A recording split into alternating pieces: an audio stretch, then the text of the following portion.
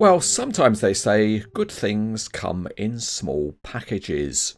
And this retro review from a model of 2008 qualifies. It's a Grove YB5515, and it's stated to be an industrial crane. It comes in a small Grove branded box, and if we turn the box upside down, we can see that this model is made by TWH Collectibles. Let's weigh it up. You don't need a giant hand crane to put this on the weighbridge, where it weighs just under £1, or around 450 grams. Let's open up the box and see what's in today. And we have the usual pair of expanded polystyrene trays, and there's also a small booklet which we'll have a look at in just a moment. Lifting up the lid, we can then see a nice small crane model. There are no instructions for the model, but included is a reprint of the Grove marketing brochure for this machine.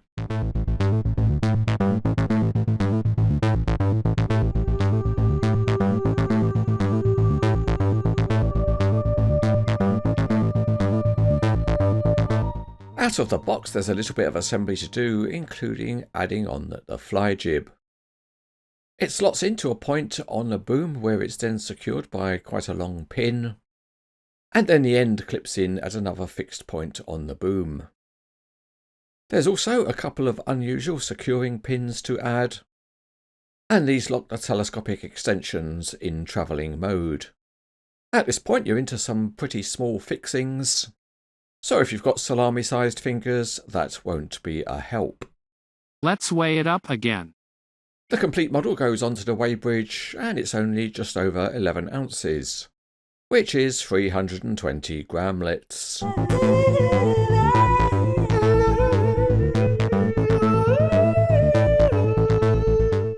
As usual, we start underneath, and this model is very detailed.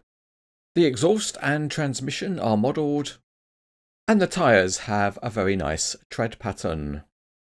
The wheels look like they're metal and are very good. There are tiny graphics, and the outrigger beams are also of metal. At the back end there are some nicely modelled lights and some more very sharp graphics. Between the wheels the high detail continues with more tiny graphics, and they all give a very authentic appearance.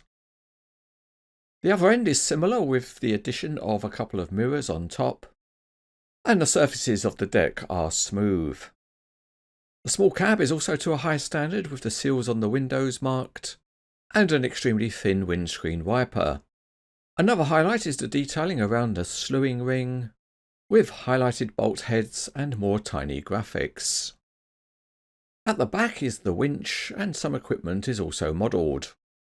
There's more excellent use of highlighting, and the Grove name is sharply rendered.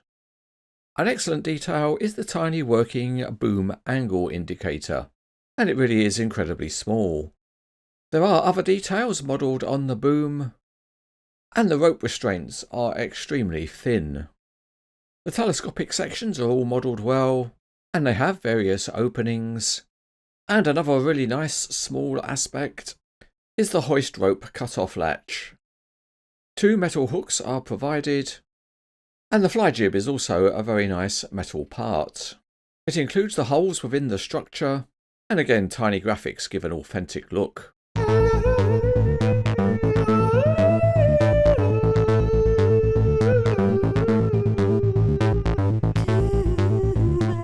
Back underneath, and the wheels turn easily, and there is steering on both axles. The angle's reasonable, but probably not as good as the real machine. This small crane travels about smoothly inside the Cranes Etc. industrial facility, and you can see here how the independent steering works on the axles. And with it set, you can get a moderate angle of turn. If you need a bit of extra stability in your life, you can lower the stabilisers, and these just pull out from their storage positions.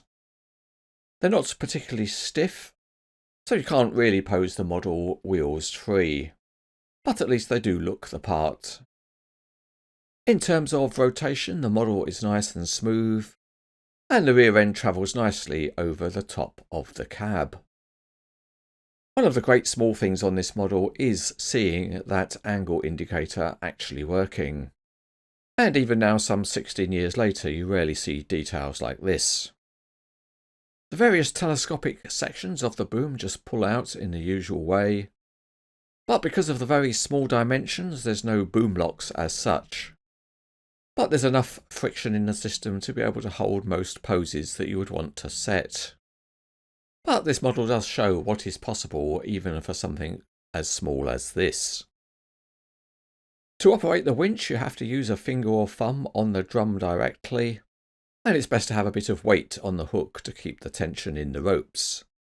There are many more features on this model, including an opening cab door, and just look at the extraordinary detail inside the cab, and that's as good as you'll see on any model. The plastic pointer being used here is included with the model. And actually you do need it because there are many more things to open up. At the front there's a removable panel on the carrier deck, and there's also another hinged opening panel. And you can see that that's why the pointer comes in handy. In this section is a storage space, and it holds a tiny single sheave hook, and you could use that on the fly jib. At the back end there's an opening cover to get to the engine, and that even has a tiny hinged support to keep the cover open. After that we still have another removable panel, and this one lets you see some more detail of engine components. And this is more tiny stuff. Time for a dim check. Let's do a quick dim check on the main boom. And it's over 16 inches or 40 centimeters.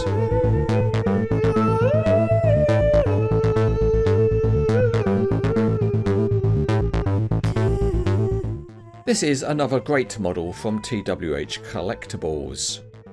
And the good news is you can still buy it today, and it comes in a number of different colours.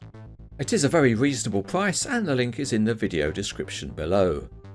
This is another reminder of what a great brand TWH Collectibles was, and once again this is another one of their models which is rated as excellent.